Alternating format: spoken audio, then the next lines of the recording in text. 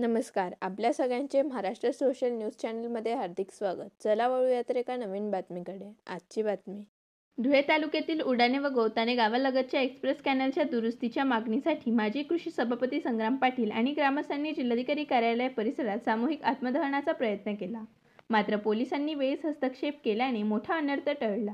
कॅनलची दुरावस्था, तुटलेली संरक्षण भिंत, रस्ता व पुलामुळे शेतकरी आणि नागरिकांना मोठा त्रास सहन करावा लागत असून वारंवार मागणी करूनही प्रशासनाने दखल घेतली नसल्याचा आरोप आंदोलकांनी केला आहे. तालुक्यातील गोताणे व उडाणे गावातून जो जाणारा एक्सप्रेस कॅनल आहे, हा कॅनल गोताणे व उडाणे गावामध्ये दोघं ठिकाणी फुटलेला आहे आणि परिणामी गोताणे गावामध्ये फुटलेल्या कॅनलमधून नागरी वस्तीमध्ये ते पाणी शिरतं आणि तिथं देखील त्या नागरिकांना प्रचंड त्रासाला सामोरं जावं लागतं आहे. आणि उडाणे गावातले जो एक्सप्रेस कॅनल जातो तिथं देखील तो शेतातला जो कॅनल फुटलेला आहे तर पूर्ण 250 हेक्टर जमीनमध्ये तिथं पाणी घुसतं आणि म्हणून शेतकऱ्यांना कुठल्याही प्रकारचं खरीपाचं पीक घेता येत नाही आणि पूर्णतः त्यांचं आर्थिक नुकसान होतं.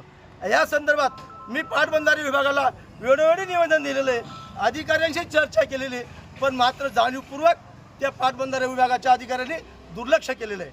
आणि म्हणून या नागरिक जे गोताणे गावातील नागरिक असतील, उडाणे गावातील शेतकरी असतील, यांच्यावर अनेक वर्षापासून अन्याय होत आहे आणि म्हणून या अन्यायाला वाचा फोडण्यासाठी मी आज आत्मदान करण्याचा प्रयत्न केला होता आणि माझा जीव घेत जरी गेला तरी मग बेहतर आहे.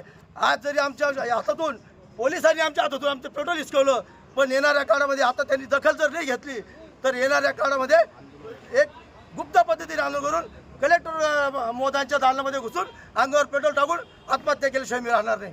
जर या संदर्भात मी प्रशासनाचा, जिल्हा प्रशासनाचा या संदर्भात मी जाहीर निषेध करतो आणि म्हणून मी हे जे संबंधित अधिकारी आहेत यांच्यावर देखील शासनाने कारवाई करावी अशी मी शासनाकडे मागणी करत आहे. बातमी आवडल्यास चॅनलला लाईक व सबस्क्राईब करा व दररोज अशा नवनवीन बातम्या पाहण्यासाठी चॅनलला फॉलो करा. धन्यवाद.